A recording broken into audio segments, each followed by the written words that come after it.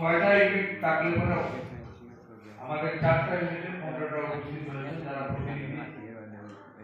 সবাইকে আমি আমার ব্যক্তিগত এবং এই সম্মেলনের প্রস্তুতি কমিটির পক্ষ থেকে সংগ্রামী অভিনন্দন ও সালাম জানাচ্ছি। আমাদের এই সম্মেলন প্রস্তুতি কমিটির যে মিটিংটা হয়েছিল তা থেকে আমরা যে উদ্যোগটা গ্রহণ করেছিলাম যে 100 জন ন্যূনতম যাতে 100 জন প্রতিনিধি আমরা উপস্থিত করাতে পারি একটা ভালো সম্মেলন মহকুমার মধ্যে আমরা তাকে উপহার দিতে পারি, তার জন্য আমরা সমস্ত গণসংগঠন এবং আমাদের গণ আন্দোলন নেতৃত্ব আমরা দায়িত্ব দিয়েছিলাম। কমরেডরা এসেছেন, প্রতিনিধিরা 100-র উপরে প্রতিনিধি এসেছেন, কিন্তু আমাদের যেটা দুর্ভাগ্য আমরা সেই কমরেডদের সম্মেলনে রাখতে পারিনি। এটা আমাদের দুর্বলতা, কারণ এই সংগঠনটা অত্যন্ত প্রিয় সংগঠন। এক সময় আমি ওই সংগঠনে কাজ করেছি, সকাল থেকে রাত্রি 12টা পর্যন্ত কোনো জায়গার মধ্যে রাত্রি যাপন করেছি এই সংগঠনের যুবকদের সংগঠিত করার জন্য। মানে মনের মধ্যে সংগঠনের যতদিন বেঁচে থাকবে সংগঠনের প্রতি আন্তরিকতা থাকবে। এই সংগঠনটাকে খুব ভালোবাসি। আমাদের যে দুর্বলতা যে বিষয়গুলো আমরা এই যে অঞ্চলগুলি যারা আছেন বা যারা সম্মিলনে এসেছেন, এই প্রিয়ভাই সংগঠনটা মাথায় দেয় না, খায় না, পকেটে ঢুকায়, অনেকেই জানে না। এবং এই সংগঠনের তার কাজটা কি, এই সংগঠনের দায়িত্বটা কি, যারা এই সংগঠনের মেম্বার হবেন তারা কি করবেন, তাদের ভূমিকা কি হবে, এবং এই সংগঠনে কারা যুক্ত হতে পারবেন। আমাদের অনেক কমরেডদের জানা নেই। এখানে অনেক কমরেড এসেছেন, তারা মেম্বারশিপ হয়তো পাননি। এটা তাদের দোষ না, দোষ হচ্ছে আমরা যারা সংগঠন প্রতি তারা দায়িত্ব নিয়েছি, আমাদের দোষ। অনেক আছেন যারা মেম্বারশিপ সব পর্যন্ত তাদের কাছে পৌঁছে। তো যদি তাদের সংগঠনের প্রতি তার আন্তরিকতা থাকতো, সংগঠনটাকে যদি সে বুঝতো, তাহলে আজকে সম্মেলনে আসার পর শুধুমাত্র নামটা নথিভুক্ত করে সে চলে যাওয়ার কথা না। কারণ এই সম্মেলনে প্রতিনিধি হলে 1 নম্বরে আমার মেম্বারশিপ দিতে হবে, আমি এই সংগঠনের মেম্বার হতে হবে। দ্বিতীয়ত এই সম্মেলনে যারা আসবেন তারা প্রতিনিধি হতে হবে। একটা সময় যখন সরকার ছিল, আমাদের অনেক যুবকরা সম্মেলনের প্রতিনিধি হতে পারেন, সম্মেলনের প্রতিনিধি হতে পারেন, তার জন্য অনেক দ্বন্দ্ব হয়েছে, লড়াই হয়েছে। কারণ বেশিরভাগ যুবকরাই এই সংগঠনে কাজ করার উৎসাহিত ছিলেন, আগ্রহী ছিলেন। তো এই সময়ের মধ্যে আমাদের এই সংগঠন আমরা যারা করি 16 থেকে 40 বছরের যারা যুবক যুবতী যারা আছেন তারা এই সংগঠনে সম্পদ দিতে পারেন,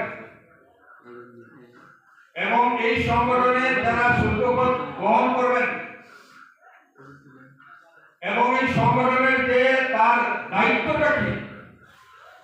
আমরা এই যে 1980 সালে পাঞ্জাবের লুধিয়ানা শহরে আমাদের এই যে সংগঠনের জন্ম হয়েছে, এর আগেও আমরা স্বাধীনতার আগে এই সংগঠন আমাদের দেশে লড়াই করেছে।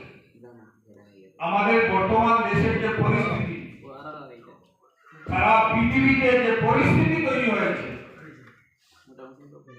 তার জন্য আমাদের সবচেয়ে বেশি দরকার বামপন্থী এই যুব সংগঠনের কাজ করা।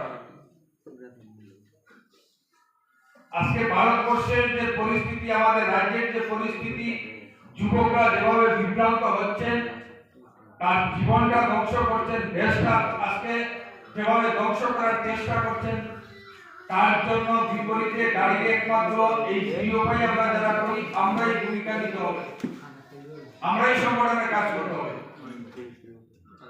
আজকে শুধুমাত্র এই ধর্ম নামে মানুষকে ভাগ করা, এই যে বাংলাদেশের যে ঘটনাটা আপনারা দেখছেন, এই বাংলাদেশের ঘটনা, এখন সেই বাংলাদেশে হিন্দু মানুষের সংখ্যা কম, তার জন্য দেখবেন কয়েকদিন পর পর হিন্দু মহিলা গণধর্ষিত হয়, না হলে হিন্দু বাড়িতে আক্রান্ত হয়, না হলে হিন্দু যুবকরা খুন করা হয়। আর আমাদের দেশে মুসলিমের সংখ্যা কম। আমাদের দেশে দেখবেন হঠাৎ করে কোনো জায়গায় মসজিদে আগুন দেওয়া হয়, হঠাৎ করে কোনো মুসলিম বাড়িতে আগুন দিয়ে পুড়িয়ে দেওয়া হয়, মুসলিমদেরকে আক্রান্ত করা হয়।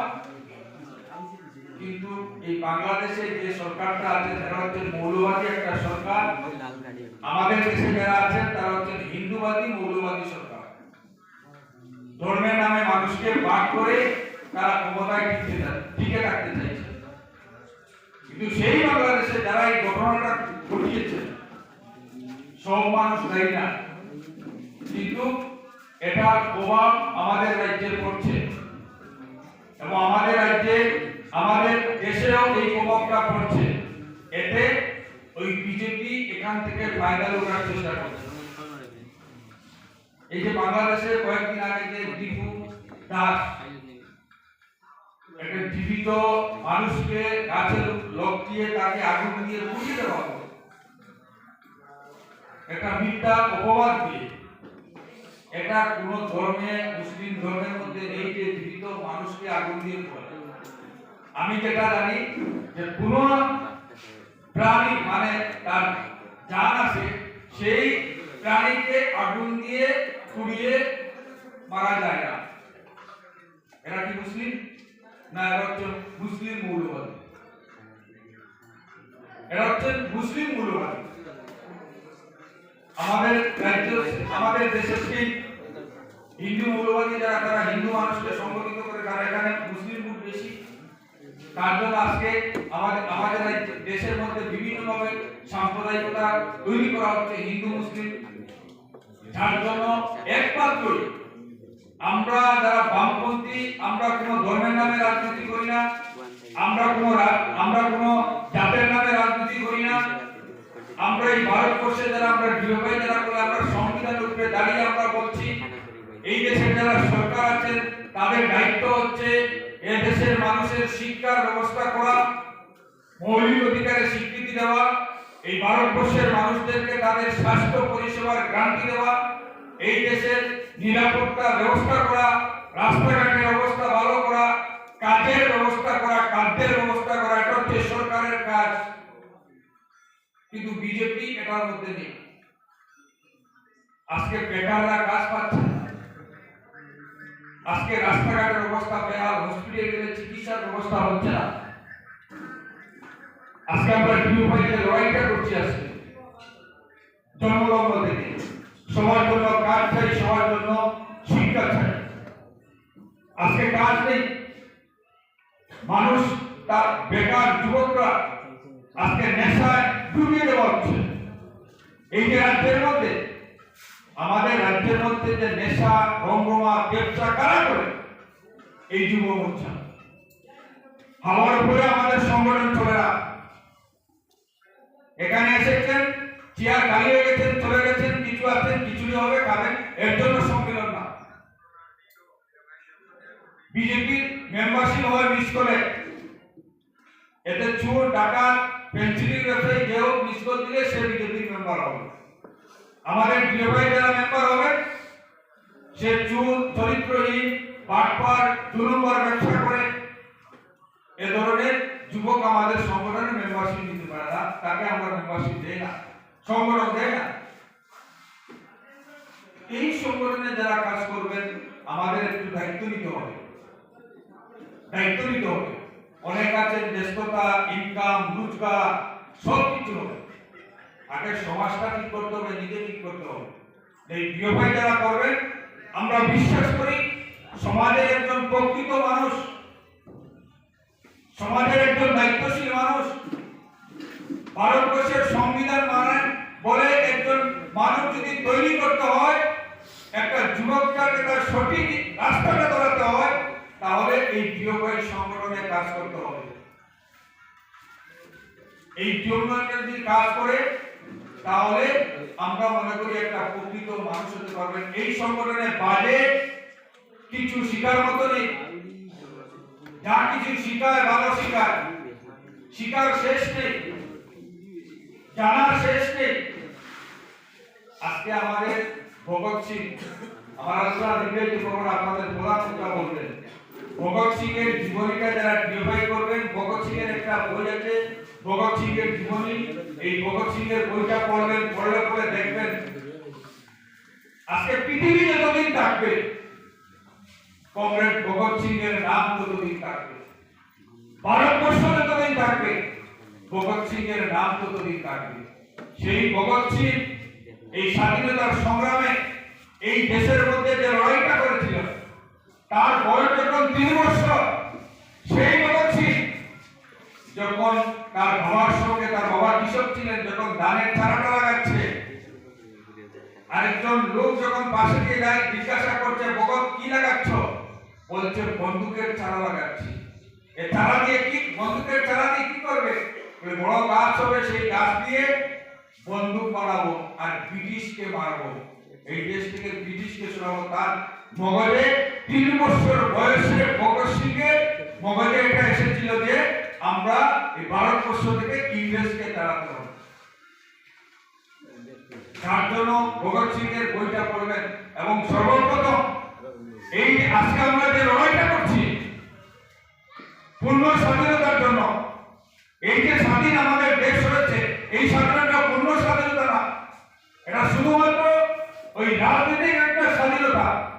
যদি স্বাধীন পূর্ণ স্বাধীনতা হয়, আপনি 20 জমির মালিক আর আমি ফুটপাতে তাকিয়ে কোনো হওয়ার কথা না। আপনার স্বাধীন দেশের নাগরিক, আমি স্বাধীন দেশের নাগরিক। আপনার 7তলা বিল্ডিং আর আমার পাশের স্বাধীন ঘর, এটা হওয়ার পার্থক্য হওয়ার কথা না।